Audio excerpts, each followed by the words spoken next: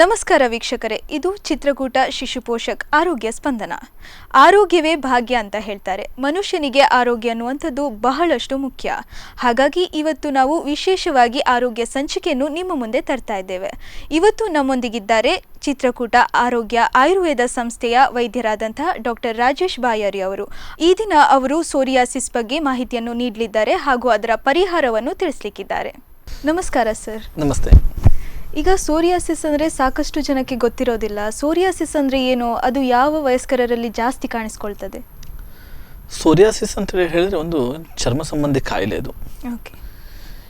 ವಯಸ್ಕರು ಮಕ್ಕಳಲ್ಲೂ ಸಹ ಈ ಸೋರಿಯಾಸಿಸ್ ಬರ್ತದೆ ಅಥವಾ ಅಡಲ್ಟ್ ಏಜಲ್ಲೂ ಸಹ ಸೋರಿಯಾಸಿಸ್ ಬರ್ತದೆ. ಕೆಲವೊಂದು ಫ್ಯಾಕ್ಟರ್ಸ್ಗಳು ಸಹ ಈ ಸೋರಿಯಾಸಿಸ್ನ ಟ್ರಿಗರ್ ಮಾಡುವಂಥದ್ದು ಇರ್ತದೆ. ಅದನ್ನು ಇನ್ನು ಆಡು ಜನರ ಭಾಷೆಯಲ್ಲಿ ನಾವು ಸೋರಿಯಾಸಿಸ್ ಬಗ್ಗೆ ಹೇಳಬೇಕಂತೇಳಿ ಹೇಳಿದ್ರೆ, ನಮ್ಮ ಮನೆಯಲ್ಲಿ ನಾವು ಒಂದು ನಾಯಿ ಸಾಕ್ತೇವೆ. ಆ ನಾಯಿ ಅನ್ನುವಂಥದ್ದು ಒಂದು ಸ್ವಾಮಿನಿಷ್ಠೆಗೆ ಹೆಸರಾಗಿರುವಂಥ ಪ್ರಾಣಿ. ಅದು ಯಜಮಾನನನ್ನು ಕಚ್ಚುತ್ತದೆ ಅಂತೇಳಿ ಹೇಳಿದರೆ, ಸೋರಿಯಾಸಿಸ್ ಅಂತೇಳಿ ಹೇಳಿದ್ರೆ ನಮ್ಮ ಬಾಡಿಯಲ್ಲಿ ಒಂದು ಆಗುವಂತಹ ಒಂದು ಪ್ರಕ್ರಿಯೆಗಳಿಂದ ಬಾಡಿಯಲ್ಲಿ ಅದು ಆಂಟಿಬಾಡಿ ಉತ್ಪತ್ತಿಯಾಗಿ ನಮ್ಮ ದೇಹದ ವಿರುದ್ಧವನ್ನೇ ಹೋರಾಟವನ್ನು ಮಾಡುವಂಥದ್ದೇ ಈ ಸೋರಿಯಾಸಿಸ್. ಇದನ್ನು ನಾವು ಆಟೋ ಇಮ್ಯೂನ್ ಡಿಸಾರ್ಡರ್ಸ್ ಅಂತೇಳಿ ಹೇಳಿ ಅದರಲ್ಲಿ ಬರ್ತದೆ. ಸೊ ಇದು ಸೋರಿಯಾಸಿಸ್ ಅಂದರೆ ಸ್ಕಿನ್ನು ಐದರ್ ಫೋಲಿಯೇಟ್ ಆಗಿ ತಲೆ ಹೊಟ್ಟು ರೀತಿಯಲ್ಲಿ ಉದುರ್ತದೆ ತಲೆಯಲ್ಲಿ, ಅಥವಾ ಮೈಯಿಂದ ಹೊಟ್ಟು ರೀತಿಯಲ್ಲಿ ಉದುರಬಹುದು. ಇಲ್ಲ ಅಂತೇಳಿ ಹೇಳಿದ್ರೆ ಆರ್ಮ್ ಪಿಟ್ಗಳಲ್ಲಿ ಅದು ಆಗ್ತದೆ, ಅಥವಾ ಆಕ್ಸಿಲರಿ ರೀಜನ್ಗಳಲ್ಲಿ, ಗ್ರಾಯಿನ್ ರೀಜನ್ನಲ್ಲಿ, ಅಥವಾ ಫಿಮೇಲಲ್ಲಿ ಬ್ರೆಸ್ಟ್ನ ಕೆಳಗಡೆಯಲ್ಲಿ ಈ ಒಂದು ಹೊಟ್ಟು ರೀತಿಯಲ್ಲಿ, ಅಥವಾ ಒಂದು ಸಿಂಪಲ್ ಆಗಿ ಹೇಳಬೇಕಿದ್ರೆ ಒಂಥರ ಅಲರ್ಜಿ ಕಜ್ಜಿ ರೀತಿಯಲ್ಲಿ ಅಂತ ಹೇಳಿ ಕರಿಬೋದು. ಆ ರೀತಿಯಲ್ಲಿ ಇರುವಂಥದ್ದು ಈ ಸೋರಿಯಾಸಿಸ್ ಅನ್ನುವಂತಹ ಒಂದು ಕಾಯಿಲೆ. ಓಕೆ ಸರ್, ಇದು ಹೆಚ್ಚಾಗಿ ಯಾವ ವಯಸ್ಕರಲ್ಲಿ ಜಾಸ್ತಿ ಕಾಣಿಸ್ಕೊಳ್ತದೆ? ಇದು ಮಿಡಲ್ ಏಜಲ್ಲಿ ಸ್ವಲ್ಪ ಜಾಸ್ತಿನೇ ಕಾಣಿಸ್ಕೊಳ್ತದೆ. ಅದೇ ರೀತಿಯಲ್ಲಿ ಒಂದು ಮಕ್ಕಳಲ್ಲೂ ಸಹ ಇವತ್ತಿನ ದಿವಸಗಳಲ್ಲಿ ಹಲವಾರು ಈ ಸೋರಿಯಾಸಿಸ್ನ ವಿಧಗಳನ್ನು ನಾವು ಕಾಣ್ತಾ ಇದ್ದೀವಿ. ಅಡಲ್ಟ್ನಲ್ಲಿ ಈ ಸೋರಿಯಾಸಿಸ್ಗಳನ್ನು ಜಾಸ್ತಿಯಾಗಿ ಕಾಣಲಿಕ್ಕೆ ಕಾರಣ ಅಂತೇಳಿ ಹೇಳಿದ್ರೆ, ಅವರಲ್ಲಿ ಇರುವಂತಹ ಸ್ಟ್ರೆಸ್ ಫ್ಯಾಕ್ಟರು ಅಥವಾ ಅವರಲ್ಲಿರುವಂಥ ಒಂದು ಅಡಾಪ್ಟ್ ಮಾಡ್ಕೊಂಡು ಬಂದಿರುವಂತಹ ಒಂದು ಲೈಫ್ ಸ್ಟೈಲು ಅದು ಬಹಳ ಮುಖ್ಯವಾದ ಒಂದು ಕಾರಣವನ್ನು ವಹಿಸ್ತದೆ. ಹೇಗಂತೇಳಿ ಹೇಳಿದರೆ, ಅವರಿಗೆ ತಿನ್ನುವಂಥ ಆಹಾರ ಕ್ರಮದಲ್ಲಿ ಬಹಳಷ್ಟು ವ್ಯತ್ಯಾಸಗಳಾಗ್ತದೆ. ಬೇಡದಿರುವಂಥ ಆಹಾರ ಕ್ರಮಗಳನ್ನು, ಪ್ರಿಸರ್ವೇಟಿವ್ ಹಾಕಿರುವಂಥ ಆಹಾರವನ್ನೆಲ್ಲ ಸೇವನೆ ಮಾಡಿದವಾಗ ಅವರಲ್ಲಿ ಒಳಗಡೆ ಅವರ ಬಾಡಿಯಲ್ಲಿ ಒಂದು ಹೋರಾಟ ಸ್ಟಾರ್ಟ್ ಆಗ್ತದೆ. ಅದರ ವಿರುದ್ಧ ಹೋರಾಡುವಂಥ ಶಕ್ತಿ ಬರ್ತದೆ. ಆವಾಗ ಅಲ್ಲಿ ಒಂದು ಫೈಟಿಂಗ್ ಆಗ್ತದೆ. ಆವಾಗ ಸ್ಕಿನ್ ಅನ್ನುವಂಥದ್ದು ಒಂದು ಈ ಹೊಟ್ಟು ರೀತಿಯಲ್ಲಿ ಉದುರಲಿಕ್ಕೆ ಸ್ಟಾರ್ಟ್ ಆಗುತ್ತೆ. ಸೊ ಮಿಡಲ್ ಏಜಲ್ಲಿ ಈ ಸೋರಿಯಾಸಿಸ್ ಅನ್ನುವಂಥದ್ದು ಜಾಸ್ತಿ. ಯಾಕಂತ ಹೇಳಿದ್ರೆ ಇನ್ನು ಒಂದು ರೀಸನ್ ಅದಾಯಿತು. ಇನ್ನೊಂದು ಮಿಡಲ್ ಏಜಲ್ಲಿ ಅವರಿಗೆ ಸ್ಟ್ರೆಸ್ ಲೆವೆಲ್ ಸಹ ಜಾಸ್ತಿ ಇರ್ತದೆ. ಈ ಏಜ್ ಆದ ತಕ್ಷಣ ಸ್ಟ್ರೆಸ್ ಲೆವೆಲ್ ಇರ್ತಾರೆ, ಅದೆಷ್ಟೋ ಮಂದಿ ಓಕೆ ರಿಲ್ಯಾಕ್ಸ್ ಆಗಿಬಿಡ್ತಾರೆ. ಬಟ್ ಮಿಡಲ್ ಏಜ್ನಲ್ಲಿ ಅವರಿಗೆ ತುಂಬ ಸ್ಟ್ರೆಸ್ ಲೆವೆಲ್ ಇರುವಾಗ ಆ ಸಂದರ್ಭದಲ್ಲೂ ಸಹ ಈ ಸೋರಿಯಾಸಿಸ್ ಅನ್ನುವಂಥದ್ದು ಜಾಸ್ತಿಯಾಗಿ ನಾವು ಕಾಣ್ತಾ ಇದ್ದೀವಿ. ಸುಮಾರು ಹೇಳಬೇಕಂತ ಹೇಳಿದರೆ, ಜಗತ್ತಿನ ಒಟ್ಟು ಪಾಪ್ಯುಲೇಷನ್ನಲ್ಲಿ 3-4% ಜನ ಇವತ್ತು ಗೊತ್ತಿದ್ದೋ ಗೊತ್ತಿಲ್ಲದೆ ಸೋರಿಯಾಸಿಸ್ಸಿಂದ ಬಳಲ್ತಾ ಇದ್ದಾರೆ ಅಂತೇಳಿ ಹೇಳಿ ಒಂದು ಸಮೀಕ್ಷೆ ಹೇಳ್ತದೆ. ಅಟ್ಲೀಸ್ಟ್ ಅಂತ ಹೇಳಿದ್ರೆ 100ರಲ್ಲಿ ಒಂದು 3-4 ಜನಕ್ಕೆ ಇವತ್ತು ಸೋರಿಯಾಸಿಸ್ನ ಲಕ್ಷಣಗಳು ಕಾಣಿಸ್ತಾ ಇದೆ. ಓಕೆ ಸರ್, ಇದರ ಲಕ್ಷಣಗಳು ಏನಿರ್ಬೋದು? ಅದು ಸೋರಿಯಾಸಿಸ್ನ ಲಕ್ಷಣಗಳು ಅಂತೇಳಿ ಹೇಳಿದರೆ ಬೇರೆ ಆಯಾಯ ಪ್ರದೇಶಕ್ಕೆ ಅನುಗುಣವಾಗಿ ಬೇರೆ ಆಗ್ತವೆ. ಉದಾಹರಣೆಗೆ ಈಗ ನಾವು ಪಾಮಲ್ಲಿ ಆದರೆ ಅದನ್ನು ಪಾಮಾರ್ ಸೋರಿಯಾಸಿಸ್ ಅಂತ, ಕೈಯಲ್ಲಿ ಒಂದು ರೀತಿಯ ಒಡಕು ಬರ್ತದೆ, ಅಥವಾ ಒಂದು ಹಾಸ ಚರ್ಮ ಅನ್ನುವಂಥದ್ದು ಪದೇ ಒಚ್ಚಿ ಹೋಗ್ತಾ ಇರ್ತದೆ. ಅಥವಾ ಅದೇ ರೀತಿಯಲ್ಲಿ ಪ್ಲಾಂಟರ್ ಸೋರಿಯಾಸಿಸ್ ಅಂತೇಳಿ ಹೇಳಿದ್ರೆ ಕಾಲಿನಲ್ಲಿ ಒಡಕು ಬಂದು ಅದರ ಮೇಲ್ಗಡೆಯ ಚರ್ಮ ಅನ್ನುವಂಥದ್ದು ಪದೇ ಒಚ್ಚಿ ಹೋಗ್ತಾ ಇರ್ತದೆ. ಅದೇ ರೀತಿಯಲ್ಲಿ ಇದು ವಿಪರೀತವಾದ ಒಂದು ತುರಿಕೆಯನ್ನು ಕಾಣ್ತಾ ಇರ್ತೇವೆ. ಸ್ಕಾಲ್ಪಲ್ ಸೋರಿಯಾಸಿಸ್ ಅಂತ ಹೇಳಿ ಕರಿತೀವಿ. ಅದು ತಲೆಯಲ್ಲಿ ಹೊಟ್ಟು ರೀತಿಯಲ್ಲಿ ಅದರ ಒಂದು ಹೇರ್ ಫಾಲ್ ಇರ್ತದೆ. ಅದಲ್ಲದೆ ಹೊಟ್ಟು ಪದೇ ಹಾಕಿ ಹೊಟ್ಟು ತಲೆಯಲ್ಲಿ ಆಗ್ತಾ ಇದೆ. ಅದು ಎಷ್ಟೋ ಜನರು ಮಿಸ್ ಆಗಿ, ಅಂದರೆ ನನಗೆ ಅತಿಯಾದ ಡ್ಯಾಂಡ್ರಫ್ ಆಗಿದೆ ಅಂತೇಳಿ ಹೇಳಿ ಬರೋರು ಸಹ ಇದ್ದಾರೆ. ಆ್ಯಕ್ಚುಲಿ ಅದು ಡ್ಯಾಂಡ್ರಫ್ ಆಗಿರೋದಿಲ್ಲ, ಅದು ಸೋರಿಯಾಸಿಸ್ ಆಗಿರ್ತದೆ. ಮಿಸ್ ಆಗಿ ಅವರು ನನಗೆ ಡ್ಯಾಂಡ್ರಫ್ ಇದೆ ಅಂತೇಳಿ, ಅಂದರೆ ಎಲ್ಲೋ ಒಂದಿಷ್ಟು ಕಡೆ ಓದಿರ್ತಾರೆ, ಒಂದಿಷ್ಟು ಮಾಹಿತಿಗಳನ್ನು ಕಲೆ ಹಾಕೊಂಡಿರ್ತಾರೆ, ಅದು ಬರೀ ಡ್ಯಾಂಡ್ರಫ್ ಅಂತ ತಿಳ್ಕೊಂಡಿರ್ತಾರೆ. ಬಟ್ ಅದೆಷ್ಟೋ ಜನರಿಗೆ ಅದು ಸೋರಿಯಾಸಿಸ್ ಆಗಿರ್ತದೆ. ಕೆಲವೊಂದು ತಲೆಯಲ್ಲಿ ಅತಿಯಾದ ಡ್ಯಾಂಡ್ರಫ್ ರೀತಿಯಲ್ಲಿ ಆದವಾಗ ಒಂದು ಪರ್ಟಿಕ್ಯುಲರ್ ಪ್ರದೇಶದಲ್ಲಿ ಜಾಸ್ತಿಯಾಗಿ ನಾವು ಕಾಣ್ಲಿಕ್ಕೆ ಸ್ಟಾರ್ಟ್ ಅದನ್ನ ಫ್ಲೇಕ್ಸ್ ರೀತಿಯಲ್ಲಿ ಅದು ಒಚ್ಚಿ ಹೋಗ್ತಾ ಇರ್ತದೆ. ಅದೇ ರೀತಿಯಲ್ಲಿ ಗಟೆಟ್ ಟೈಪ್ ಆಫ್ ಸೋರಿಯಾಸಿಸ್ ಅಂತೀವಿ, ಇನ್ವರ್ಷನ್ ಟೈಪ್ ಸೋರಿಯಾಸಿಸ್. ಈ ಇನ್ವರ್ಷನ್ ಅಂತೇಳಿ ಹೇಳಿದ್ರೆ ಈ ಆರ್ಮ್ ಫೋಲ್ಡ್ ಮಾಡ್ತೀವಿ, ಈ ಪ್ರದೇಶದಲ್ಲಿ ಜಾಸ್ತಿ ಸ್ಕಿನ್ ಪ್ರಾಬ್ಲಮ್ ಕಾಣುವಂಥದ್ದು, ಅಥವಾ ನಮ್ಮ ನೀ ಜಾಯಿಂಟ್ ಅಲ್ಲಿ, ಆಂಕಲ್ ಜಾಯಿಂಟ್ ಅಲ್ಲಿ ಎಲ್ಲಿ ಫೋಲ್ಡ್ ಆಗ್ತದೆ ಆ ಪ್ರದೇಶದಲ್ಲಿ ಹೆಚ್ಚಾಗಿ ಕಾಣ್ತದೆ. ಅದೇ ರೀತಿಯಲ್ಲಿ ಇನ್ನೊಂದು ಟೈಪ್ಸ್ ಇದೆ ಅಂತೇಳಿ ಹೇಳಿದ್ರೆ ಹೊಟ್ಟೆಯ ಪ್ರದೇಶಗಳಲ್ಲಿ ಜಾಸ್ತಿ ಇರುವಂಥದ್ದು ಕಾಣ್ತೇವೆ. ಅದೇ ರೀತಿಯಲ್ಲಿ ಒಂದು ತಲೆ ಹೇಳಿದೆ ಹಾಗೆ ಅದು ಸ್ಕಾಲ್ಪಲ್ ಸೋರಿಯಾಸಿಸ್ ಅಂತೇಳಿ ಹೇಳಿ ಕರಿತೀವಿ. ಸೊ ಇದೆಲ್ಲ ಡಿಫ್ರೆಂಟ್ ಆದ ವೆರೈಟಿ ಸೋರಿಯಾಸಿಸ್. ಅಲ್ಲದೆ ಅದ್ರ ಒಟ್ಟಿಗೆ ಇನ್ನೊಂದು ಹೇಳ್ಬೇಕಂತೇಳಿ ಹೇಳಿದ್ರೆ ನಾವು ಸೋರಿಯಾಟಿಕ್ ಆರ್ಥರೈಟಿಸ್ ಅಂತೇಳಿ ಹೇಳಿದ್ರೆ ಯಾವುದೋ ಒಂದು ಜಾಯಿಂಟಿಗೆ, ಒಂದೇ ಜಾಯಿಂಟಿಗೆ ಅಂತ ಹೇಳಬೇಕು ಸಾಕಷ್ಟು ಹಲವಾರು ಜಾಯಿಂಟ್ಗಳು ಇನ್ವಾಲ್ವ್ಮೆಂಟ್ ಆಗುತ್ತದೆ. ಏನಾಗುತ್ತೆ ಅಂತ ಹೇಳಿದ್ರೆ ಸೋರಿಯಾಸಿಸ್ ಸ್ಕಿನ್ ಪ್ರಾಬ್ಲಮ್ ಬರ್ತದೆ, ಅದರೊಟ್ಟಿಗೆ ಅವರಿಗೆ ವಿಪರೀತವಾದ ಒಂದು ಗಂಟು ನೋವು ಸ್ಟಾರ್ಟ್ ಆಗಿರ್ತದೆ. ಈ ಗಂಟು ನೋವು ಏನಾಗುತ್ತೆ ಅಂತ ಹೇಳಿದ್ರೆ ಅವರಿಗೆ ಡಿಫಾರ್ಮಿಟಿವರೆಗೂ ಅದು ಲೀಡ್ ಮಾಡ್ತದೆ. ಯಾವುದೋ ಒಂದು ಕೈ ಬೆರಳು ಅಥವಾ ಅದು ಕಂಪ್ಲೀಟ್ ಆಗಿ ಬೆಂಡ್ ಆಗಿರುವಂಥದ್ದು, ಆ ರೀತಿಯಲ್ಲಿ ಅದನ್ನು ನಾವು ಸೋರಿಯಾಟಿಕ್ ಆರ್ಥರೈಟಿಸ್ ಅಂತ ಹೇಳಿ ಕರಿತೀವಿ. ಈ ಸೋರಿಯಾಟಿಕ್ ಆರ್ಥರೈಟಿಸು ತುಂಬ ಅದೊಂದು ಕಷ್ಟಕರವಾದದ್ದು. ಯಾಕಂದರೆ ಅವರಿಗೆ ಒಂದು ವಿಪರೀತವಾದ ಇಚ್ಚಿಂಗ್ ಇರ್ತದೆ, ಒಂದಿಷ್ಟು ಜನರಿಗೆ ಅದರ ಡಿಫಾರ್ಮಿಟಿ ಬಂದಿರ್ತದೆ, ಒಂದಿಷ್ಟು ಜನರಿಗೆ ವಿಪರೀತವಾದ ನೋವು, ಅಂದರೆ ಕಾಲು ಹೆಜ್ಜೆ ತೆಗಿಲಿಕ್ಕೆ ಆಗೋದಿಲ್ಲ ಅಷ್ಟು ನೋವು ಬರ್ತದೆ. ಇದು ಜನರಲ್ ಆಗಿ ನಾವು ಈ ಸೋರಿಯಾಸಿಸ್ ಬಂದವರಿಗೆ ಜಾಯಿಂಟ್ ಪೇನ್ಗಳ ಎಸ್ಪೆಷಲಿ ಆ ಪ್ರಾಬ್ಲಮ್ಗಳು ಜಾಯಿಂಟಲ್ಲಿ ಹಾಕೋರಾಗಿರೋದ್ರಿಂದ ಇದನ್ನು ಸೋರಿಯಾಟಿಕ್ ಆರ್ಥರೈಟಿಸ್ ಅಂತ ಹೇಳಿ ನಾವು ಕರಿತೀವಿ. ಓಕೆ, ಈಗ ಸಹಜವಾದ ತುರಿಕೆ ಕೂಡ ಹಾಗೆ ಕಾಣ್ತಿರ್ಬೋದು. ಸೊ ಸಹಜವಾದ ತುರಿಕೆಗಿಂತ ಇದು ಹೇಗೆ ಡಿಫ್ರೆಂಟ್ ಆಗಿರ್ತದೆ? ಸಹಜವಾದ ತುರಿಕೆಗೂ ಇದಕ್ಕೂ ಡಿಫ್ರೆನ್ಸ್ ಅಂತ ಹೇಳಿದ್ರೆ, ಒಂದು ಸಹಜವಾದ ತುರಿಕೆ ನಿಮಗೆ ಎಕ್ಸಿಮಾ ಅದರಲ್ಲಿ ಬರ್ತದೆ. ಇದರಲ್ಲಿ ಒಂದು ಚರ್ಮ, ಮೇಲಿನ ಹಾಸಿನ ಚರ್ಮ ಅಂತದ್ದು ಒಚ್ಚುತ್ತಾ ಹೋಗ್ತದೆ. ಇವತ್ತು ಒಂದು ಹೊಟ್ಟು ರೀತಿಯಲ್ಲಿ ಉದುರ್ತದೆ, ಡ್ಯಾಂಡ್ರಫ್ ರೀತಿಯಲ್ಲೋ ಕೈಯಿಂದನೋ ಅಥವಾ ಮೈಯಿಂದನೋ ಹೊಟ್ಟು ರೀತಿಯಲ್ಲಿ ಉದುರ್ತದೆ. ಇನ್ನೊಂದು 15, 20 ಅಥವಾ 1 ತಿಂಗಳಲ್ಲಿ ಮತ್ತೆ ಪುನಃ ಉದುರಿಸ ಕೆಲವೊಬ್ಬರಿಗೆ ಪ್ರತಿ ದಿವಸನೂ ಅದು ಆ ರೀತಿಯಲ್ಲಿ ಉದುರ್ತಾ ಹೋಗ್ತದೆ. ಇದು ಈ ಸೋರಿಯಾಸಿಸ್ ನಲ್ಲಿ ಆಗುತ್ತೆ. ಅದೇ ಸಹಜವಾದ ತುರಿಕೆ ಅಂದ್ರೆ ಎಕ್ಸಿಮಾ ಇರ್ಬೋದು ಅಥವಾ ಏನಾದರೂ ಅಲರ್ಜಿಕ್ ಪ್ರಾಬ್ಲಮ್ಸ್ ಇದೆ. ಅಂದ್ರೆ ಅಲರ್ಜಿ ಅಂತ ಹೇಳಿದ್ರೆ ಪರ್ಟಿಕ್ಯುಲರ್ ಯಾವುದೋ ಒಂದು ಫುಡ್ ಇಂದ ಅಲರ್ಜಿ ಆದ್ರೆ ಅವರಿಗೆ ಆ ಫುಡ್ ತಗೊಂಡಾಗ ಅವರಿಗೆ ತುರಿಕೆ ಬರ್ತದೆ. ಅಥವಾ ಯಾವುದೋ ಒಂದು ವಸ್ತುನ ಪ್ಲಾಸ್ಟಿಕ್ ಇಂದ ಅಲರ್ಜಿನೋ ಅಥವಾ ಇನ್ನು ಬೇರೆ ಏನೋ ಅಲರ್ಜಿ ಅಂತ ಹೇಳಿದ್ರೆ ಅದನ್ನು ಮುಟ್ಟಿದಾಗ ಅವರಿಗೆ ಅಲರ್ಜಿಗಳು ಸ್ಟಾರ್ಟ್ ಆಗುತ್ತೆ. ಬಟ್ ಇದರಲ್ಲಿ ಮೇನ್ ಆಗಿ ಎನಿ ಟೈಮ್ ಇರ್ತದೆ. ಅದರೊಂದಿಗೆ ಆ ಚರ್ಮದಲ್ಲಿ ಆ ಒಂದು ಸ್ಟ್ರಕ್ಚರ್ ಅನ್ನ ನೋಡಿದ್ರೆ ಗೊತ್ತಾಗುತ್ತೆ. ಜನರಲ್ ಆಗಿ ಅದು ರೌಂಡ್ ಸ್ಟ್ರಕ್ಚರ್ ಅಲ್ಲಿ ಎದ್ದು ಸ್ಕಿನ್ ಅನ್ನುವಂಥದ್ದು ಹೇಳ್ತಾ ಹೋಗ್ತದೆ.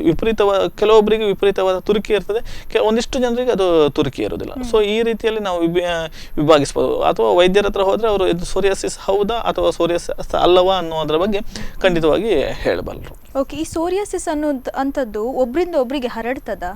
ಇಲ್ಲ, ಸೋರಿಯಾಸಿಸ್ ಅನ್ನುವಂಥದ್ದು ಇದು ಹರಡುವಂಥ ಕಾಯಿಲೆ ಅಲ್ಲ.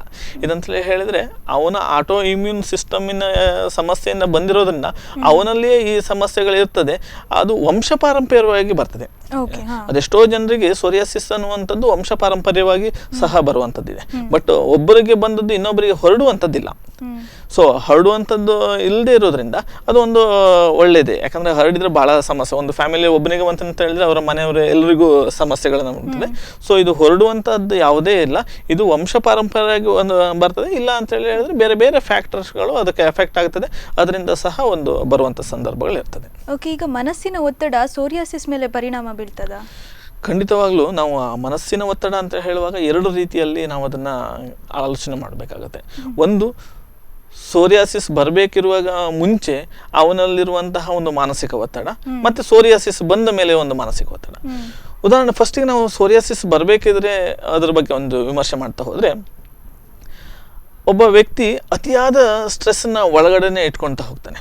ಯಾವುದೋ ಅವನಿಗೆ ಆ ಸ್ಟ್ರೆಸ್ಗಳನ್ನು ಅವನು ಬೇಕಂತಲೇ ಇರ್ಬೋದು ಅಥವಾ ಅವನ ಒಂದು ಸನ್ನಿವೇಶದಲ್ಲಿರ್ಬೋದು. ಆ ಸ್ಟ್ರೆಸ್ಗಳನ್ನು ಮನಸ್ಸಲ್ಲೇ ಇಟ್ಕೊಂಡಾಗ ಅಥವಾ ಅವನ ಆ ಸನ್ನಿವೇಶಗಳು ಅವನಿಗೆ ಆ ರೀತಿಯ ಒಂದು ಸಮಸ್ಯೆಯನ್ನು ಕ್ರಿಯೇಟ್ ಮಾಡಿದವಾಗ ಪದೇ ರಿಪೀಟಾಗಿ ಆ ರೀತಿಯಲ್ಲಿ ಆಗ್ತಾ ಹೋಗದ ಹಾಗೆ ಅವನಿಗೆ ಈ ಸೋರಿಯಾಸ್ ಅವನಂದರೆ ಜೀನಲ್ಲಿ ಅವನು ಹುಟ್ಟುವಾಗ ಅವನ ವಂಶ ಪಾರಂಪರ್ಯವಾಗಿ ಇದ್ದಾವಾಗ ಆ ಒಂದು particular age particular stress factor ಬಂದಾಗ ಅದರ ಥ್ರೆಶೋಲ್ಡಿಗೆ ಅದು ರೀಚ್ ಆಗುತ್ತೆ, ಆವಾಗ ಅದು ಬಸ್ಟ್ ಆಗುವಂಥ ಚಾನ್ಸಸ್ ಇರ್ತದೆ. ಅಂತ ಹೇಳಿದ್ರೆ ಅವನಿಗೆ ಮುಂಚಿನ ವಂಶ ಪಾರಂಪರ್ಯವಾಗಿ ಇರುವಂತಹ ಸಂದರ್ಭದಲ್ಲಿ ಇದು ಈ ಸ್ಟ್ರೆಸ್ ಫ್ಯಾಕ್ಟರ್ ಬಂದಾವಾಗ ಅದು ಒಂದು ಪೂರಕವಾಗುತ್ತೆ. ಇನ್ನೊಂದು ಪೋಸ್ಟ್ ಸೋರಿಯಾಸಿಸ್ ಸ್ಟ್ರೆಸ್ ಫ್ಯಾಕ್ಟರ್ ಅದು ತುಂಬ ಇದೇನು ಸಮಸ್ಯೆ. ಯಾಕಂದರೆ ಎಷ್ಟೋ ಜನ ಸೋರಿಯಾಸಿಸ್ನವರು ಇವತ್ತು ಡಿಪ್ರೆಷನ್ಗೆ ಹೋಗಿದ್ದಾರೆ. ಎಷ್ಟೋ ಜನ ಸೋರಿಯಾಸಿಸ್ನವರು ಅವರು ಇವತ್ತು ಕೆಲಸವನ್ನು ಕಳ್ಕೊಂಡಿದ್ದಾರೆ. ಇತ್ತೀಚೆಗೆ ನನಗೊಬ್ಬರು ಪೇಷಂಟ್ ಬಂದ, ಅವನಿಗೆ 36-37 ವರ್ಷ, ಹೋಟ್ಲ್ನಲ್ಲಿ ಸಪ್ಲೈಯರ್ ಕೆಲಸ ಮಾಡ್ತಾ ಇದ್ದ. ಸೊ ಅವನಿಗೆ ಏನಾಯಿತು, ಅವನಿಗೆ ಸೋರಿಯಾಸಿಸ್ ಬಂತು, ಕೈಯಲ್ಲೆಲ್ಲ ಚರ್ಮ ಒಚ್ಚಿ ಹೋಗ್ಲಿಕ್ಕೆ ಸ್ಟಾರ್ಟ್ ಆಯಿತು, ಅಂಗೈ ಅಂಗಾಲಲ್ಲಿಯೂ ಸಹ ಸಮಸ್ಯೆಗಳು ಸ್ಟಾರ್ಟ್ ಆಯಿತು. ಹಾಗೆ ಅವನ ಓನರು ಹೇಳಿದರು, ನೀನು ಈ ರೀತಿ ಇದ್ದರೆ ನಿನಗೆ ಸರ್ವ್ ಮಾಡಲಿಕ್ಕೆ ಆಗೋದಿಲ್ಲಪ್ಪ, ನೀನು ಹೋಗು. ಅವನು ಹೇಳ್ತಾ ಇದ್ದ, ಅವನು 8 ವರ್ಷ 9 ವರ್ಷ ಇರುವಾಗ ಹೋಟ್ಲಿಗೆ ಹೋಗಿ ಸೇರಿದ್ದಾನಂತೆ. ಆವಾಗ ಅಂದರೆ ಅವನಿಗೀಗ 38 ವರ್ಷ ಇರಬೇಕು. ಅವನಿಗೆ 8 ವರ್ಷ 9 ವರ್ಷ ಇರುವಾಗ ಅವನು ಹೋಟ್ಲಿಗೆ ಹೋಗಿ ಸೇರಿದ. ಹೋಟ್ಲಲ್ಲಿ ಫಸ್ಟು ಲೋಟ ತೊಳಿತಾ ಇರುವಂತಹ ಉದ್ಯೋಗ ಮಾಡ್ತಾ ಇದ್ದ. ಆಮೇಲೆ ಮಾಮೂಲಿಯಾಗಿ ಸರ್ವರ್ ಕೆಲಸ ಮಾಡ್ತಾ ಇದ್ದ. ಸೊ ಅವನು ಅದನ್ನು ಬಿಟ್ಟರೆ ಅವನಿಗೆ ಬೇರೆ ಏನೂ ಉದ್ಯೋಗ ಮಾಡ್ತಾ ಇಲ್ಲ ಅವನು. ಸೊ ಅವನಿಗೆ ಏನಾಯಿತು, ಆಟೋಮೆಟಿಕ್ಕಾಗಿ ಒಂದು 35-36 ವರ್ಷದ ನಂತರ ಈ ಸೋರಿಯಾಸಿಸ್ ಬಂದಿರೋದ್ರಿಂದ ಅವನ ಹೋಟೆಲ್ನವರು ನಿನಗೆ ಆಗೋದಿಲ್ಲ, ನೀನು ಬೇಡ ಅಂತೇಳಿ ಹೇಳಿ ಹೋಟೆಲಿಂದ ಹೊರಗಡೆ ಹಾಕಿದ್ರು. ಯಾಕಂತ ಹೇಳಿದ್ರೆ ಜನರಿಗೂ ನೋಡಿದವರಿಗೂ ಒಂಥರ ಹೇಸಿಗೆ ಆಗುತ್ತೆ, ಅದನ್ನು ತಿನ್ನಲಿಕ್ಕೆ ಸಮಸ್ಯೆ ಆಗುತ್ತೆ. ಸೊ ಅವನು ಹೋಟ್ಲಿಂದ ಹೊರಗಡೆ ಹಾಕಿದವನು ಅವನು ತುಂಬ ಡಿಪ್ರೆಸ್ ಆದ. ಅಂದರೆ ಅವನಿಗೆ ಹೋಟೆಲ್ ಕೆಲಸ ಬಿಟ್ಟರೆ ಬೇರೆ ಯಾವುದೇ ಉದ್ಯಮ ಗೊತ್ತಿಲ್ಲ ಈಗ, ಅಥವಾ ಬೇರೆ ಯಾವುದೋ ಹೊಸ ಉದ್ಯಮವನ್ನು ಸ್ಟಾರ್ಟ್ ಮಾಡುವಂಥ ಒಂದು ಸನ್ನಿವೇಶದಲ್ಲಿ ಅವನಿಲ್ಲ. ಸೊ ಇದಕ್ಕಾಗಿ ಏನಾಯ್ತು ಅಂತ ಹೇಳಿದ್ರೆ ಅವನಿಗೆ ಉದ್ಯೋಗ ಹೋಯಿತು, ಇನ್ನೊಂದು ಅವನು ಅದರಿಂದಾಗಿ ತುಂಬ ಡಿಪ್ರೆಷನ್ಗೆ ಹೋದ. ಸೊ ಈ ರೀತಿಯಲ್ಲಿ ಪೋಸ್ಟ್ ಸೋರಿಯಾಸಿಸ್ ಸಹ ಹಲವಾರು ಜನ ಇವತ್ತು ಪ್ರಾಬ್ಲಮ್ಗೆ ಅನುಭವಿಸ್ತಾ ಇದ್ದಾರೆ. ಫ್ಯಾಮಿಲಿಯಲ್ಲಿ ಅಂದರೆ ಗಂಡ ಹೆಂಡತಿಯಲ್ಲಿ ಯಾರಿಗಾದ್ರೂ ಒಬ್ಬರು ಬಂತಂತ ಹೇಳಿದ್ರೆ ಅವರಿಗೆ ಅದನ್ನೇನೋ ಒಂದು ಅಸಹ್ಯ ಪಟ್ಕೊಂಡು ನೋಡುವಂಥದ್ದು ಇರ್ತದೆ. ಅದೇ ರೀತಿಯಲ್ಲಿ ಅವರಿಗೆ ನನಗೆ ಸೋರಿಯಾಸಿಸ್ ಬಂತಲ್ಲ ಅಂತೇಳಿ ಹೇಳಿ ಸ್ವೀಕರಿಸ್ಲಿಕ್ಕೆ ಕಷ್ಟ ಆದವರು ನಿದ್ರೆ ಸಮಸ್ಯೆ, ಆ ನಿದ್ದೆ ಸಮಸ್ಯೆ ಬರೋದು ಅಥವಾ ಇನ್ಸೋಮ್ನಿಯಾ ರೀತಿಯಲ್ಲಿ ಸಮಸ್ಯೆ ಬಂದಾಗ ಮತ್ತೆ ಪುನಃ ಈ ಸೋರಿಯಾಸಿಸ್ ಅನ್ನುವಂಥದ್ದು ಜಾಸ್ತಿ ಆಗ್ತಾ ಹೋಗ್ತದೆ. ಸೊ ಪ್ರೀ ಸೋರಿಯಾಸಿಸ್ಸಿನ ಕೆಲವೊಂದು ಸ್ಟ್ರೆಸ್ ಲೆವೆಲು ಭಾಳ ಮುಖ್ಯ. ಅದೇ ರೀತಿಯಲ್ಲಿ ಪೋಸ್ಟ್ ಸೋರಿಯಾಸಿಸ್ ಸಹ ಅವರಿಗೆ ಭಾಳ ಕಷ್ಟ. ಯಾಕಂದರೆ ಸಮಾಜವನ್ನು ಎದುರಿಸಲಿಕ್ಕೆ ಅವರು ಭಾಳ ನೋವನ್ನು ಅನುಭವಿಸ್ತಾ ಇರ್ತಾರೆ. ಯಾರು ಏನು ಹೇಳ್ತಾರೋ, ಯಾರು ಏನು ಕೇಳ್ತಾರೋ, ನನಗೆ ಸೋರಿಯಾಸಿಸ್ ಇದೆ, ಅವನಿಗೆ ಅದರ ಬಗ್ಗೆ ಒಂದು ಗಿಲ್ಟ್ ಫೀಲಿಂಗ್ ಆಗ್ತಾ ಇದೆ. ಅವನಿಗೆ ಒಂದಿಷ್ಟು ಉದ್ಯೋಗಗಳನ್ನು ಅವನಿಗೆ ಮಾಡಲಿಕ್ಕೆ ಆಗೋದಿಲ್ಲ ಆವಾಗ. ಸೊ ಅದರಿಂದ ಸಹ ಅವನಿಗಂದರೆ ಸಮಾಜದಲ್ಲಿ ಬೇರೆಯವರೊಂದಿಗೆ ಬೆರೆಲಿಕ್ಕೂ ಸಮಸ್ಯೆ ಆಗುತ್ತೆ. ಈ ಸೋರಿಯಾಸಿಸ್ ಅನ್ನುವಂಥದ್ದು ಮತ್ತೆ ಪುನಃ ಅವನನ್ನು ಡಿಪ್ರೆಷನ್ಗೆ ಕರ್ಕೊಂಡು ಹೋಗ್ತಾ ಹೌದು. ಇನ್ನು ಸೋರಿಯಾಸಿಸ್ ಅನ್ನುವಂಥದ್ದು ಒಬ್ಬ ವ್ಯಕ್ತಿಯಲ್ಲಿ ಎಷ್ಟು ದಿನಗಳ ಕಾಲ ಇರಬಹುದು ಸಾಮಾನ್ಯವಾಗಿ? ಸೋರಿಯಾಸಿಸ್ ಅಂದರೆ ಅದು ಕೆಲವೊಂದು ಸಾರಿ ಸೀಸನಲ್ ಆಗಿ ಬರ್ತದೆ. ಉದಾಹರಣೆಗೆ ಚಳಿಗಾಲ ಮಳೆಗಾಲದಲ್ಲಿ ಅಥವಾ ಒಂದು ಮೇ ಜೂನಲ್ಲಿ ಜಾಸ್ತಿ ಕಾಣಿಸ್ಕೊಂಡು ಹೋಗ್ತದೆ. ಆಮೇಲೆ ಸಾಧಾರಣವಾಗಿ ಡಿಸೆಂಬರು ಜನವರಿಯಲ್ಲಿ ಬರ್ತದೆ. ಪ್ರಾಯಶಃ ಮೊದಲು ಹೇಗಾಗ್ತದೆ, ಅವನಿಗೆ ಬಂದ ಫಸ್ಟಿಗೆ ಅವನಲ್ಲಿರುವಂತಹ ರೋಗ ನಿರೋಧಕ ಶಕ್ತಿ ವರ್ಷಕ್ಕೊಂದು ಸೀಸನಲ್ಲಿ 1 ಸತಿ 2 ಸತಿ ತೋರಿಸ್ಬಿಟ್ಟು ಅವನನ್ನು ಆಮೇಲೆ ಅದು ಹೋಗ್ತದೆ. ಆಮೇಲೆ ಕ್ರಮೇಣ ಒಂದಿಷ್ಟು ವರ್ಷ ಅವನು ಆ ಟೈಮಿಗೆ ಬಂತು, ಅವನು ಮೆಡಿಸಿನ್ ತಗೊಳ್ತಾನೆ, ಗುಣ ಆಗ್ತದೆ. ಮತ್ತೆ ಇನ್ನೊಂದು ಸತಿ ಬಂತು, ಮೆಡಿಸಿನ್ಸ್ ತಗೊಳ್ತಾನೆ, ಗುಣ ಆಗ್ತದೆ. ಬಟ್ ಆಮೇಲೆ ಹೇಗಾಗುತ್ತೆ ಅಂತೇಳಿ ಹೇಳಿದರೆ ಅವನಿಗೆ ಅದನ್ನು ಬಿಟ್ಟು ಹೋಗದೇ ಇರುವಾಗ ಅವನ ಜೀವನದಲ್ಲಿ ಅದರೊಟ್ಟಿಗೆ ಇರುವಂತಹ ಒಂದು ಸನ್ನಿವೇಶಗಳು ಬರ್ತದೆ. ಸೊ ಸೋರಿಯಾಸಿಸ್ ಅನ್ನುವಂಥದ್ದು ಕೆಲವೊಂದು ಸಂದರ್ಭದಲ್ಲಿ ಬಂದು ಔಷಧ ಉಪಚಾರಗಳನ್ನು ಮಾಡಿದಾಗ ಹೋಗ್ಬಿಡ್ತದೆ. ಕೆಲವೊಮ್ಮೆ ಅದು ಅವನ ಜೀವನ ಪರ್ಯಂತ ಅವನ ಇರುವಂತಹದ್ದು ಸಹ ಇರ್ತದೆ. ಸೊ ಇದಕ್ಕೆ ಪರ್ಟಿಕ್ಯುಲರ್ ಆಗಿ ಇಂತಿಷ್ಟೇ ಸಮಯದಲ್ಲಿ ಹೋಗ್ತದೆ, ಒಂದು ಜ್ವರ ಬಂತು 7 ದಿವಸನೋ 10 ದಿವಸದಲ್ಲೂ ಕಡಿಮೆ ಆಗತ್ತೆ ಅಂತೇಳಿ ಹೇಳ್ತೇವಲ್ಲ. ಬಟ್ ಈ ಸೋರಿಯಾಸಿಸ್ ಅನ್ನುವಂಥದ್ದು ನಿಮ್ಗೆ 7 ದಿವಸದಲ್ಲೂ 10 ದಿವಸದಲ್ಲೂ ಕಡಿಮೆ, ಕೆಲವೊಮ್ಮೆ ತಿಂಗಳಾನುಗಟ್ಲೆನೂ ತಗೊಳ್ಬೋದು ಅದು ಗುಣ ಆಗಲಿಕ್ಕೆ. ಇನ್ನು ಕೆಲವೊಮ್ಮೆ 1 ವಾರ 10 ದಿವಸದಲ್ಲಿ ಕಡಿಮೆ ಬರುವಂಥದ್ದು ಇರ್ತದೆ. ಓಕೆ, ಇದು ಚರ್ಮದ ಕಾಯಿಲೆ ಆದ್ರಿಂದ ಈಗ ಬಂದಂಥವರು ಹೊರಗೆ ಬಿಸಿಲಿಗೆ ಹೋಗ್ಬಹುದಾ? ಬಿಸಿಲಿಗೆ ಹೋಗ್ಬೋದು. ಯಾಕಂದರೆ ಸೋರಿಯಾಸಿಸ್ನ ಗುಣ ಮಾಡಲಿಕ್ಕೆ ವಿಟಮಿನ್ ಡಿ ಅನ್ನುವಂಥದ್ದು ಸಹ ಭಾಳ ಮುಖ್ಯ ಆಗಿರ್ತದೆ. ಹೌದು. ಸೊ ಅವರು ಸೂರ್ಯನ ಬೆಳಕಿಗೆ ಒಂದು 20 ನಿಮಿಷದಿಂದ ಅರ್ಧ ಗಂಟೆ ಸೂರ್ಯನ ಬೆಳಕಿಗೆ ಹೋದವಾಗ ಆವಾಗ ಅವನ ದೇಹದಲ್ಲಿ ವಿಟಮಿನ್ ಡಿ ಸಿಂಥಿಸಿಸ್ ಆಗಿಬಿಟ್ಟು ಅದು ಸ್ಕಿನ್ನಲ್ಲಿ ಹೀಲಿಂಗಿಗೆ ಹೆಲ್ಪ್ ಆಗುತ್ತೆ. ಆ ಪ್ಯಾಚಸ್ಗಳನ್ನು ಕಡಿಮೆ ಮಾಡ್ತಾ ಹೋಗ್ತದೆ. ಸೊ ಆ ರೀತಿಯಲ್ಲಿ ಇದು ಸೂರ್ಯನ ಬೆಳಕಿಗೆ ಅವನು ಹೋಗಿದ್ರೆ ಏನು ಸಮಸ್ಯೆಗಳಿಲ್ಲ. ಇದು ಒಳ್ಳೆ ಅವನ ಆರೋಗ್ಯಕ್ಕೆ ದೃಷ್ಟಿಯಿಂದ ಇದು ಒಳ್ಳೆ ರೀತಿಯಲ್ಲಿ ಒಂದು ಕೆಲಸವನ್ನು ಮಾಡ್ತದೆ. ಓಕೆ, ಇದರಲ್ಲಿ ಯಾವುದೆಲ್ಲ ಚಿಕಿತ್ಸೆಗಳು ಸಹಕಾರಿಯಾಗ್ತದೆ? ಚಿಕಿತ್ಸೆಗಳನ್ನ ವಿಷಯ ನಾವು ಹೇಳ್ತಾ ಹೋದರೆ ಮೊದಲನೇದಾಗಿ ಆಯುರ್ವೇದದಲ್ಲಿ ನಾವು ಈ ಪಂಚಕರ್ಮ ಚಿಕಿತ್ಸೆ ಅಂತ ಏನು ಕರಿತೀವಲ್ಲ, ಇದು ಬಹಳ ಒಂದು ಪೂರಕವಾದ ಚಿಕಿತ್ಸೆ. ಪಂಚಕರ್ಮ ಅಂತೇಳಿ ಹೇಳಿದರೆ ಬಾಡಿಯನ್ನು ಡಿಟಾಕ್ಸಿಫಿಕೇಶನ್ ಮಾಡೋದು. ಐದರ್ ಸೈಕೋಸೊಮ್ಯಾಟಿಕ್ ಅಂತ ಹೇಳ್ತೇವೆ, ಅಂದರೆ ಸೈಕಲಾಜಿಕಲ್ ಸ್ಟ್ರೆಸ್ ಇರ್ಬೋದು ಒಂದು, ಅಥವಾ ಬಾಡಿಯಲ್ಲಿರುವ ಟಾಕ್ಸಿನ್ಸ್ ಇರ್ಬೋದು. ಸೊ ಇದನ್ನು ಕ್ಲೀನ್ ಮಾಡುವಂಥದ್ದು ಈ ವಮನ ಥೆರಪಿ ಅಂತ ಹೇಳ್ತೀವಿ, ಅಂದರೆ ಇಂಡ್ಯೂಸಿಂಗ್ ವಾಮಿಟಿಂಗ್ ಅಥವಾ ವಿರೇಚನ ಅಂತೇಳಿ ಹೇಳಿ, ಅಂದರೆ ಪರ್ಗೇಷನ್ ಥೆರಪಿ, ಬಾಹ್ಯ ಚಿಕಿತ್ಸೆಗಳು, ಸಾಕಷ್ಟು ಚಿಕಿತ್ಸೆಗಳಿರ್ತದೆ, ಅಂದರೆ ಎಕ್ಸ್ಟರ್ನಲ್ ಟ್ರೀಟ್ಮೆಂಟು.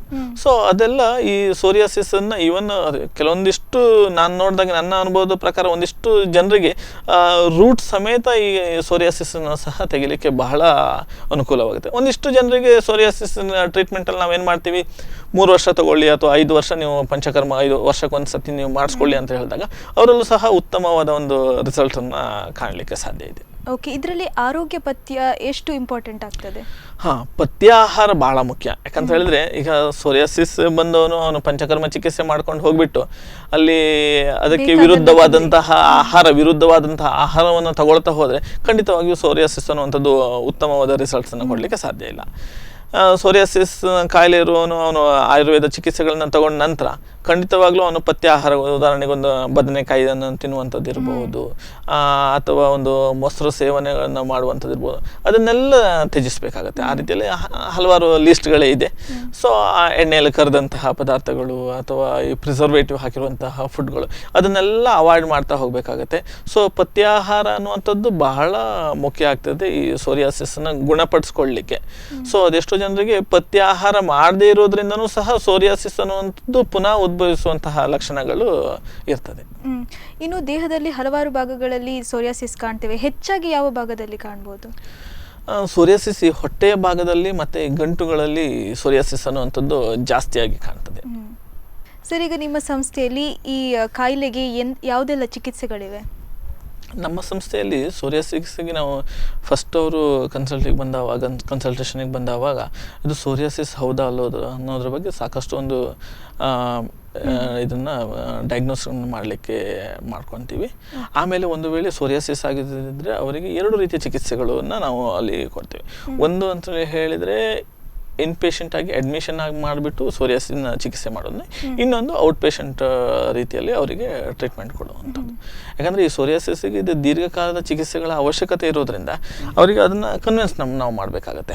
ಅಂತ ಹೇಳಿದ್ರೆ ಇದು ನಿಮಗೆ ಇವತ್ತು ತಗೊಂಡು ನಾಳೆ ಗುಣ ಆಗುವಂಥ ಕಾಯಿಲೆ ಅಲ್ಲ, ಇದು ಸಾಕಷ್ಟು ಸಮಯ ನೀವು ಚಿಕಿತ್ಸೆನ ಪಡ್ಕೊಳ್ಳೇಬೇಕು, ಅದರಲ್ಲಿ ಪಥ್ಯಗಳನ್ನು ಮಾಡಬೇಕಾಗತ್ತೆ, ಇಂಥದ್ದು ತಿನ್ನಬೇಕು, ಇಂಥದ್ದು ತಿನ್ನಬಾರ್ದು ಅನ್ನುವಂಥದ್ದನ್ನೆಲ್ಲ ಸಂಪೂರ್ಣವಾಗಿ ವಿವರವನ್ನು ಹೇಳ್ತೀವಿ ಅವರಿಗೆ. ಆಮೇಲೆ ಅವರು ಒಂದು ವೇಳೆ ಒಪ್ಪಿಕೊಂಡು ಅವರು ಚಿಕಿತ್ಸೆಯನ್ನು ಮಾಡ್ತೀವಿ, ಪರವಾಗಿಲ್ಲ ನನಗೆ ಗುಣ ಆಗಬೇಕು ಅಂತೇಳಿ ಯಾರು ಹೇಳ್ತಾರಲ್ಲ, ಸೊ ಅವರನ್ನು ನಾವು ಚಿಕಿತ್ಸೆಗಳಿಗೆ ಆಯ್ಕೆ ಮಾಡ್ಕೊಳ್ತೀವಿ. ಒಮ್ಮೆ ಚಿಕಿತ್ಸೆಗೆ ನಾವು ಆಯ್ಕೆ ಮಾಡ್ಕೊಂಡ ನಂತರ ಅವರಿಗೆ ಕೆಲವೊಂದು ಹಲವಾರು ಜನ ಈಗ ಇದ್ದಾರೆ. ಹೇಗಂತೇಳಿ ಹೇಳಿದ್ರೆ ಅವರು ವರ್ಷಕ್ಕೆ ಒಂದು ವರ್ಷಕ್ಕೊಂದು ಸತಿ ಅವರು ಬಂದು ನಮ್ಮಲ್ಲಿ ಪಂಚಕರ್ಮ ಚಿಕಿತ್ಸೆಯನ್ನು ಮಾಡ್ಕೊಂಡು ಹೋಗ್ತಾರೆ. ಪಂಚಕರ್ಮ ಅಂತೇಳಿ ಹೇಳಿದಾಗ ತಕ್ಷಣ ಪಂಚ ಅಂತ ಹೇಳಿದ್ರೆ 5, ಕರ್ಮ ಅಂತ ಹೇಳಿದ್ರೆ ಆ್ಯಕ್ಷನ್ ಅಂತ ಹೇಳಿದ್ರೆ, ಹಾಗೆ ಎಲ್ಲ 5 ಚಿಕಿತ್ಸೆಗಳನ್ನು ನಾವು ಮಾಡೋದಿಲ್ಲ. ಜನರಲ್ ಆಗಿ ಒಂದು ದೇಹವನ್ನು ಶುದ್ಧಿಗೆ ಬೇಕಾಗಿರುವಂತಹ ಒಂದು ವಮನ ಅಂತೇಳಿ ಹೇಳಿದ್ರೆ ಮೊದಲು ಮೆಡಿಕೇಟೆಡ್ ಗೀನ ಅವರಿಗೆ 3 ರಿಂದ 5, 6, 7 ದಿವಸ ತನಕ ಅವರಿಗೆ ಮೆಡಿಕೇಟೆಡ್ ತುಪ್ಪವನ್ನು ಕೊಡ್ತೀವಿ. ಆಮೇಲೆ ಒಂದು 2 ದಿವಸ ಅಥವಾ 3 ದಿವಸ ಅದಕ್ಕೆ ಅನುಗುಣವಾಗಿ ಅವರಿಗೆ ಅಭ್ಯಂಗ ಅನ್ನುವಂತಹ ಒಂದು ಚಿಕಿತ್ಸೆಯನ್ನು ಮಾಡ್ತೀವಿ. ಅದಾದ ನಂತರ ನೆಕ್ಸ್ಟ್ ಡೇ ಮಾರ್ನಿಂಗ್ ವಮನ ಕ್ರಿಯೆಯನ್ನು ಮಾಡ್ತೀವಿ. ವಮನ ಅಂತೇಳಿ ಹೇಳಿದರೆ ಅವರಿಗೆ ಫಸ್ಟ್ ನಾವು ಅವರಿಗೆ ಬೇಕಾಗೋಷ್ಟು ಹಾಲನ್ನು ಕುಡಿಸ್ತೀವಿ, ಆಮೇಲೆ ಒಂದು ಔಷಧವನ್ನು ಕೊಡ್ತೀವಿ, ಮತ್ತು ಪುನಃ ಇನ್ನೊಂದು ಔಷಧವನ್ನು ಕೊಟ್ಟು ಅವರಿಗೆ ಅದು ಕಂಪ್ಲೀಟಾಗಿ ಅವರಲ್ಲಿರುವಂತಹ ಏನು ಟಾಕ್ಸಿನ್ಸ್ ಇದೆ ಅದನ್ನು ದೇಹದಿಂದ ಹೊರಗಡೆ ಹಾಕ್ತೀವಿ. ಸೊ ನಮಗೆ ಎಷ್ಟೋ ಜನರಲ್ಲಿ ನಾವು ನೋಡಿದ್ವಿ, ಆಫ್ಟರ್ ಇಮಿಡಿಯೇಟ್ ವಮನ ಆಗಿ 1 ದಿವಸದಲ್ಲೇ ಅವ್ರ ಸ್ಕಿನ್ನಲ್ಲಿ ಏನು ಉದುರುತ್ತದಲ್ಲ ಅದೆಲ್ಲ ತುಂಬ ಕಡಿಮೆ ಆಗ್ತದೆ. ಅಷ್ಟು ಮ್ಯಾಜಿಕಲ್ ರಿಸಲ್ಟ್ಸನ್ನು ನಾವು ಆಯುರ್ವೇದದಲ್ಲಿ ನೋಡ್ಲಿಕ್ಕೆ ಸಾಧ್ಯ ಇದೆ. ಆಮೇಲೆ ಮತ್ತೆ ಪುನಃ ಅವರಿಗೆ ಮೆಡಿಕೇಟೆಡ್ ಗೀನ ಒಂದು 3 ರಿಂದ 3 ದಿವಸದವರೆಗೆ, ಕೆಲವೊಮ್ಮೆ 4-5 ದಿವಸದವರೆಗೂ ಕೊಡುವಂಥದ್ದಿದೆ. ಆ ರೀತಿಯೆಲ್ಲ ಕೊಡ್ತೀವಿ. ಆಮೇಲೆ ಅಭ್ಯಂಗ ಎನ್ನುವಂತಹ ಒಂದು ಟ್ರೀಟ್ಮೆಂಟ್ಗಳನ್ನು ಮಾಡ್ತೀವಿ. ಮತ್ತು ಅವರಿಗೆ ಒಂದು ಮೆಡಿಸಿನ್ಸ್ ಕೊಟ್ಟು ಪರ್ಗೇಷನ್ ಥೆರಪಿ ಅಂತ ಹೇಳಿದರೆ ಅವರಿಗೆ ಟಾಯ್ಲೆಟಿಗೆ ಹೋಗಲಿಕ್ಕೆ ಒಂದು ಔಷಧಗಳನ್ನು ಕೊಡ್ತೀವಿ. ಅವ ಒಂದು 10, 15, 20 ಸತಿ ಆ ರೀತಿಯಲ್ಲಿ ಮೋಷನ್ಗೆ ಹೋಗಿ ಅವರ ಹೊಟ್ಟೆಯನ್ನು ಕ್ಲೀನ್ ಮಾಡಿಸುವಂಥದ್ದು. ಅದಾದ ನಂತರ ನಾವು ಸಂಸರ್ಜನ ಕ್ರಮ ಅಂತೇಳಿ ಹೇಳ್ತೀವಿ. ಅಂತ ಹೇಳಿದ್ರೆ ಈ ಪೋಸ್ಟ್ ವಮನ ಅಥವಾ ಈ ವಿರೇಚನ ಆದ ನಂತರ ಅವರಿಗೆ ಒಂದು 3 ರಿಂದ 5 ದಿವಸಗಳ ಕಾಲ ಅಂದರೆ ಫಸ್ಟಿಗೆ ಅವರಿಗೆ ದ್ರವ ಆಹಾರವನ್ನು ಕೊಡ್ತೀವಿ, ಅಂದರೆ ಬರೀ ಈಗ ಅನ್ನ ಮಾಡ್ತೀವಲ್ಲ ಅದರ ತಿಳಿ ರೀತಿಯಲ್ಲಿ ಇರ್ತದಲ್ಲ ಅದನ್ನು ಕೊಡ್ತೀವಿ. ಹೌದು, ಲಿಕ್ವಿಡ್ ಮಾತ್ರ ಕೊಡ್ತೀವಿ.